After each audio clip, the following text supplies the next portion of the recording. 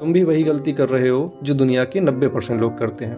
पहली तारीख को सैलरी आते ही ईएमआई, लोन्स और क्रेडिट कार्ड बिल, फिर 20 तारीख आते आते अकाउंट खाली हो जाता है। हर महीने वही साइकिल, सैलरी आई, बिल भरे, पैसे खत्म। और धीरे धीरे ऐसा लगने लगता है कि तुम सिर्फ चूहों की रेस में दौड़ रहे हो।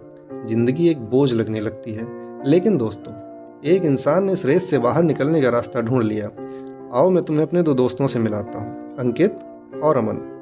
दोनों एक ही कंपनी में काम करते थे। दोनों की सैलरी लगभग 50,000 रुपये महीने थी। लेकिन आज इन दोनों की जिंदगी में जमीन आसमान का फर्क है। अब अमन ने जॉब छोड़ दी है, वो अपनी लाइफ अपनी मर्जी से जी रहा है। उसे ईएमआई, क्रेडिट कार्ड बिल और बच्चों की स्कूल की फीस की कोई टेंशन नहीं है। वहीं दूसरी तरफ अंकित आज भी जॉब कर रहा है, रोज स्ट्रेस में रहता है। वो चाह कर भी अपनी जॉब नहीं छोड़ सकता क्योंकि उसकी पूरी जिंदगी सिर्फ सैलरी पर टिकी हुई है। अब सवाल ये है, आखिर अमन ने ऐसा क्या किया जिसकी वजह से वो इतनी कम उम्र में फाइनेंशियली फ्री हो गया, और अंकित सेम सैलरी के बाद भी आज तक वही जॉब करने के लिए मजबूर है। तो आइए मैं आपको बताता हूँ। नमस्कार दोस्तों, इन्वेस्टर जैन में आपका स्वागत है।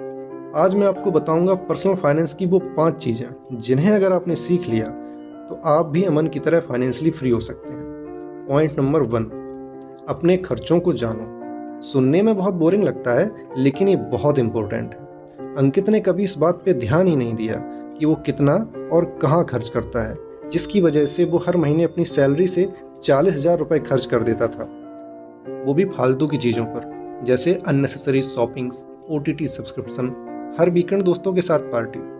उसने कभी हिसाब ही नहीं लगाया, बस अपनी ज़िंदगी में मस्त रहता था। वहीं दूसरी तरफ अपना अमन एक एक खर्चे को नोट करता था, जैसे राशन, कपड़े, गाड़ी का मेंटेनेंस, और सिर्फ ज़रूरत की चीज़ों पर ही खर्चा करता था, जिससे हर महीने वो अपनी सैलरी से सिर्फ 30,000 रुपये ही खर्च कर पाता था, जिसकी वजह से अमन हर महीने 20,000 रुपये बचा लेता और अंकित सिर्फ 10,000। आदत छोटी और रिवॉर्ड बड़ा। अब चलते हैं पॉइंट नंबर 2 पर, इमरजेंसी फंड। इसको कभी कोई सीरियसली लेता ही नहीं। किंगफिशर एयरलाइन याद है? अंकित और अमन दोनों यहीं काम करते थे। जब कंपनी ने बैंकरप्सी फाइल कर दी तो दोनों की जॉब चली गई और नई जॉब ढूंढने में 4 से 5 महीने लग गए। इसी बीच खर्चा चलाने के लिए अंकित को अपनी प्रीमेच्योर एफडी तोड़वानी पड़ी, जिससे उसको रिटर्न तो कुछ खास मिला नहीं और सेव किए हुए सारे रुपए भी खर्च हो गए। वहीं दूसरी तरफ अपना अमन स्मार्ट था। उसने पहले से ही 6 महीने के एक्सपेंसेस के बराबर इमरजेंसी फंड एक दूसरे अकाउंट में रखा हुआ था। तो अमन को किसी बात की कोई फिक्र ही नहीं थी, और अंकित को तो ये तक नहीं पता कि उसके 1 महीने का खर्चा कितना है, तो वो इमरजेंसी फंड कहाँ से बनाता है। इसीलिए मैंने कहा था, अपने खर्चों को जानो। मुसीबत कभी भी आ सकती है, इसलिए आपको हमेशा रेडी रहना चाहिए। अब आता है पॉइंट नंबर 3, एक इनकम पे डिपेंड मत रहो।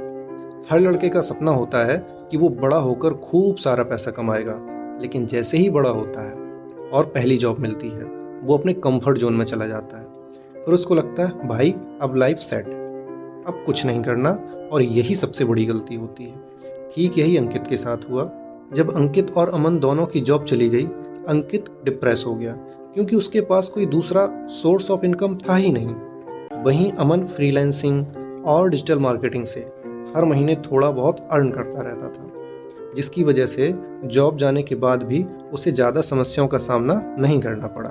शायद आपको पता होगा, एक बार वॉरेन बफेट ने भी कहा था, never depend on one source of income. इस बात को कोट तो सभी करते हैं, पर फॉलो वो कोई नहीं करता। यहीं आता है पॉइंट नंबर 4, रेगुलर इन्वेस्टिंग। अंकित काफ़ी स्मार्ट था, उसको इन्वेस्टिंग की काफ़ी नॉलेज भी थी। वो सोचता था, एफडी कर लूँगा, शेयर खरीद लूँगा, म्यूचुअल फंड, बॉन्ड्स में इन्वेस्ट कर दूँगा, और सैलरी आते ही सारा पैसा ईएमआई, लोन्स में चला जाता और हर महीने नए खर्चे आ जाते। फिर सोचता, अगले महीने की सैलरी आएगी तब इन्वेस्ट करूँगा। ऐसे ही दिन, हफ्ते, महीने और साल निकल गए। शादी भी हो गई, फिर बीवी का खर्चा, बच्चों की स्कूल की फीस, और न जाने कितने नए खर्चों में फंसता चला गया। वहीं अपना अमन, इन्वेस्टिंग की कुछ ज़्यादा नॉलेज तो नहीं थी, पर उसने एक रूल बनाया। उसने हर महीने अपनी सैलरी का 20% ऑटो डेबिट पर लगाकर उसे 3 हिस्सों में डिवाइड कर दिया।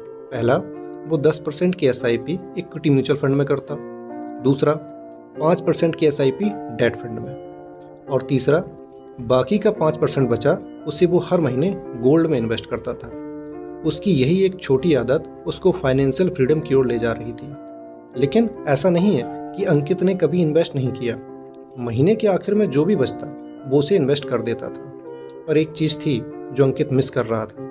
तब तक आप लाइक एंड सब्सक्राइब कीजिए और मैं आपको लेके चलता हूँ आखिरी और सबसे इम्पोर्टेंट पॉइंट पर, लाइफ स्टाइल इन्फ्लेशन। जैसे जैसे सैलरी बढ़ती गई अंकित के खर्चे भी बढ़ते गए। पहले जो फ़ोन ठीक लगता था, पर सैलरी बढ़ते ही नया फ़ोन चाहिए, ब्रांडेड कपड़े, महंगी गाड़ी और नया फ्लैट। जैसे सैलरी बढ़ी वैसे ही साथ साथ खर्चे बढ़ते गए। पर अमन के दिमाग में कुछ अलग ही चलता था। उसने हर सैलरी हाइक का 50% अपनी इन्वेस्टमेंट में ऐड किया और बाकी के 50% से अपने शौक पूरे किए और नई नई स्किल सीखता रहा। इन्हीं छोटी छोटी आदतों से अमन की नेटवर्थ अंकित से 4-5 गुना ज़्यादा हो गई और अंकित आज भी जॉब कर रहा है। तो आज हमने 5 चीज़ें सीखी। अपने खर्चों को जानो, अपनी ज़रूरत के हिसाब से इमरजेंसी फंड बनाओ, एक इनकम पे डिपेंड मत रहो, रेगुलर इन्वेस्टिंग करो और लाइफ स्टाइल इन्फ्लेशन को मैनेज करो। तो दोस्तों, पर्सनल फाइनेंस का सबसे बड़ा सीक्रेट यह है कि पैसा कमाने से ज़्यादा ज़रूरी है पैसे को सही तरीके से मैनेज करना। आपकी फाइनेंशियल जर्नी अभी से शुरू हो सकती है। छोटी सेविंग, सही हैबिट और लगातार इन्वेस्टमेंट, यही धीरे धीरे बड़ी वेल्थ बनाते हैं। तो अगर आप चाहते हैं कि पर्सनल फाइनेंस की सीरीज के अगले वीडियो में हम budgeting, investment, stock market, mutual funds और वेल्थ क्रिएशन को स्टेप बाय स्टेप समझाएं, तो उस वीडियो को लाइक करें, चैनल को सब्सक्राइब करें, कमेंट में लिखें मनी माइंड से। Thank you. मिलते हैं अपने अगले वीडियो में।